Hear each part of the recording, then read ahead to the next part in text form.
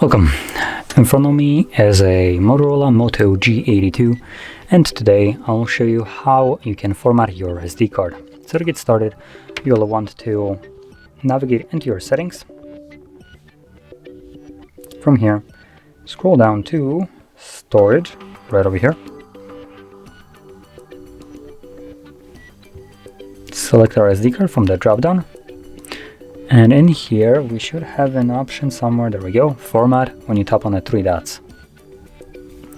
Now this will give you a message that formatting your SD card will remove all the data from it, so if you have anything that you'd like to keep on your SD card, do make a backup copy of it before you begin.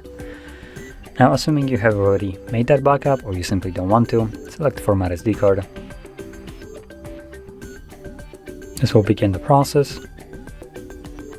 And there we go. Once it's finished, you can click on done, and that's it. So if you found this video helpful, don't forget to hit like, subscribe, and thanks for watching.